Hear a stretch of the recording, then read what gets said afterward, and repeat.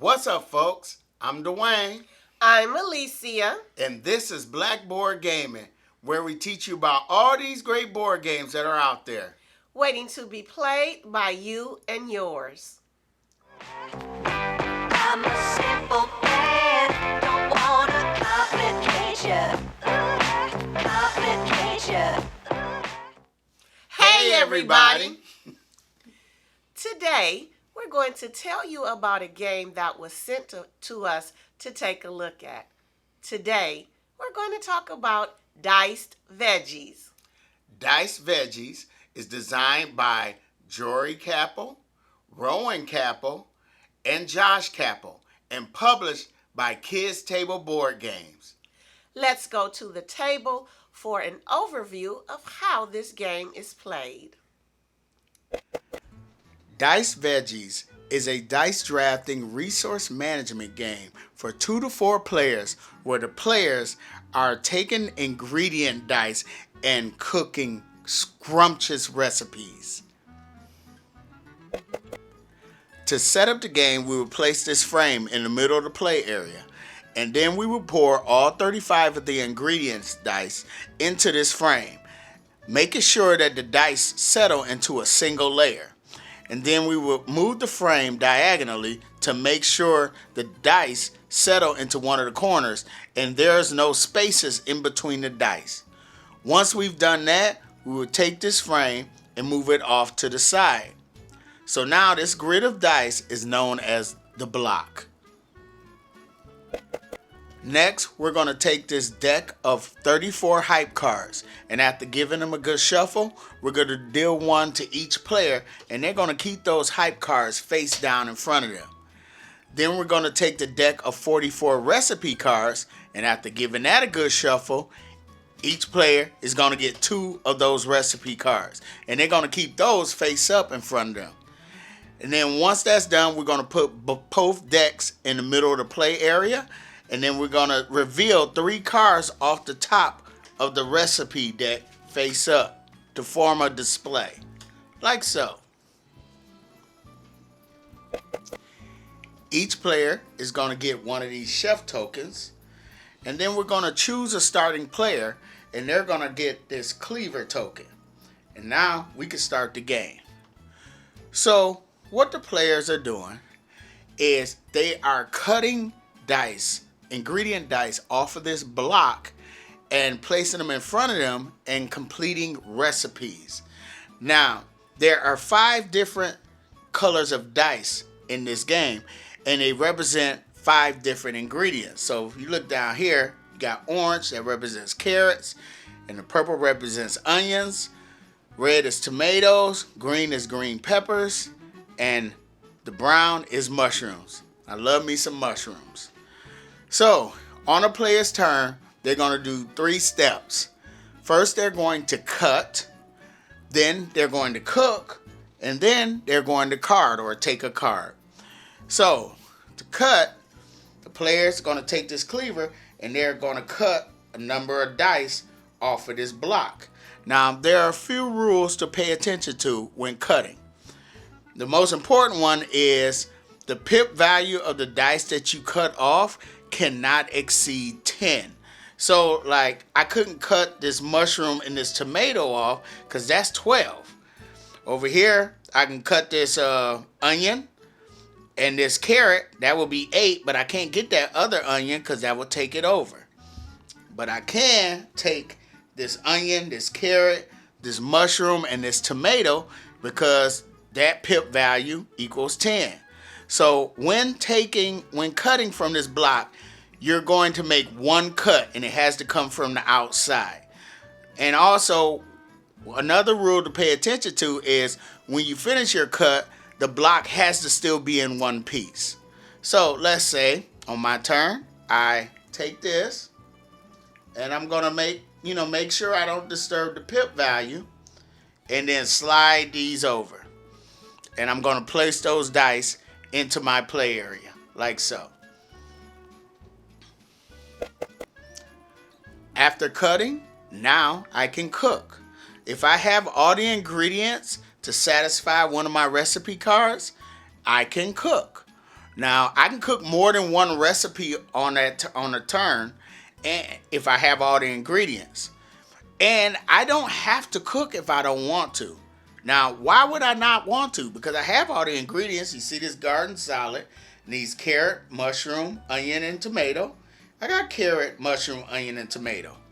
Well, the reason why I might not want to cook is because we have these hype cards. And what hype cards do is they help your recipe to score more points.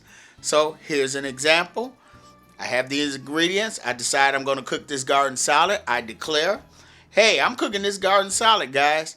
And this garden salad is going to be perfectly seasoned. That's when I reveal my hype card and I attach it to that recipe. Now, the requirements is you may only include 2 different numbers. And that garden salad gets me an extra 4 points. Now, I have 2s and 3s.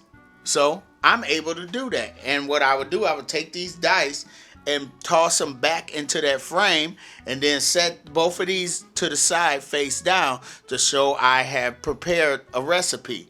And you're going to keep your recipes if they're attached, and they don't have to be attached with hype cards, but you're going to keep those separately so everybody can see how many recipes you've completed. Now, let's say just so happened before I did this recipe, let's say this carrot was actually a 6 or a 4. Let's even say 4, okay? So that's when this chef token comes into play. So on my turn, I could discard this, and discarding this will allow you to change the pip value of one of your die or change the color, the ingredient color of one of your die. And you're going to discard that, and you're going to get that chef token back during restocking, which I'll talk about in a little bit. But as it goes, this was a 2. I've done a garden salad that was perfectly seasoned. I place it face down in my play area, and I take these dice and toss them back into the frame. So I have cut my ingredient dice from the block. I have cooked the recipe. So now I can take a card, and I can take a card from the top of the hype deck, or I could take a card from the face of the display of recipe cards, or I could take one off the top of this deck. And then my turn will end, and at the most, I can only have 2 hype cards, 2 recipe cards, and 8 dice in front of me. If I have more than that, I have to discard down. And then I will pass this cleaver to the next player, and they will take their turn. So let's talk about restocking. At the beginning of a player's turn, if one of the ingredient dice in the block is gone, then that player can choose to restock. If there are no more ingredient dice at all, then the players must restock. But if you see here, the carrot dice is missing. There are no more carrot ingredients. So the active player can choose to restock. And so what they would do is they would take the frame, place it back into the middle of the table. Then we'll take any dice that's left over in the block, as well as any spent dice. Any dice they have in front of them, they get to keep. And then we would toss those in there and move this around till it forms a block again. And then we remove this frame. And then each player is going to get their chef token back that they can use again. And then play will continue. The end game will trigger when a player has successfully completed their 7th recipe. And remember, we're keeping the recipe and any attached hype cards face down. Once that happens, all other players will get one final turn, and then the game will end. And then we will count up our points, and whoever has the most points will be the winner. And if there's a tie, then those players will share the victory. So let's look at some scoring examples. So over here, we got the jalapeno relish. You know, that's scoring 5 points, but I made it extra spicy. And I got to discard one of those pepper ingredient dice before cooking. And that gave me 3 points for each pepper in the recipe. So this attachment scores this 11 points. Over here, we got shashuka. I've made shashuka before, and it is so tasty. And that's 6 points, but you will never, ever find better. All numbers must be different. So that's 2 points for each ingredient. So that gives me an extra 6 points for this. Let's turn these over. Over here, you got spaghetti sauce, which is 8 points. The spaghetti sauce will knock your socks off. Numbers must add to 19 exactly. That's an extra 7 points. Here, I got carrot cake. But I whipped it up in the Jiffy. It must be the second recipe you cooked on this turn. Remember, I can cook more than one recipe on a turn. So, that's extra points. Here, I got that garden salad. I showed you this one already, perfectly seasoned. Over here, we got ratatouille. That's 8 points, but it's home style. All numbers must be 2 pip. So that's 1 point for each ingredient. So that's an extra 4 points. And over here we got cream of mushroom soup, but I made it with truffle oil. And that's 3 points for each mushroom in the recipe. So this hype card gave me 9 extra points just for this. Now, the cool thing about this game is if you want to make it easier for younger kids, there's this little section in the back of the rule book. Now, you could play without the hype cards if you want and the chef tokens. That eliminates some of the strategy. You can reduce the number of recipes, from 7 to 5. And I think that works out better, because if you're playing a 4-player game, this game can go just a little long. Or you can forget about the 10 pip value. Remember when you're cutting, it has to be cannot exceed 10 pips. You could eliminate that and just make it where you're just taking at the limit 3 dice. So now younger players, all they have to do is pay attention to the colors. So like I said, once everybody has counted up all their points, then whoever has the most points will be the winner of Diced Veggies. So right out the gate, I gotta put this on the table. Okay. Alicia's opinion about this game is going to be more objective than mine because I already knew I was going to love this game. And I knew I was going to have so much fun with it. I mean, I work in the culinary field and I love to cook. So a game where you're dicing vegetables to prepare these elaborate meals, I was on board. Okay, I was predisposed to like this game. So take what I say with a grain of salt. Pay attention to her. All right. Moving forward, what did you think about the theme of this game? Well, I don't like to cook the way you do. Yeah. But I sure like to eat. So I do like the theme of this game. Yeah, it is really, really fun theme. I really like. And this game was designed by some young folk. Oh. I'm not sure how young they were. I think they were around 9 or 10. Oh, wow. Yeah, but... Okay. So, yeah, I was really excited about this game. Okay. All right, what did you think about the components? All right, so there are 2 basic components, dice and the cards. If you have watched this channel before, you know I like dice. So I like the dice because they were colorful. So I love the different colors that the dice come in. So, and plus, it's just fun handling dice. Yeah, it is fun. Now, do you know these dice don't have a 1? They don't have a 1 pip. They have 2 sides. They got 2 pips. I didn't notice that. Yep. Also, I like the dice, but you don't get to chuck them in this game. Well, you do when you restock. Yeah, but you're not rolling them. Yeah, you're cutting them. Oh, speaking of which, that cleaver. That cleaver is so cute. That cleaver is so cute. That cleaver is nice. I like that. Yes. But when you're cutting it into that dice, this game is more for, I think, a smaller table because everybody needs to reach that block. Yes.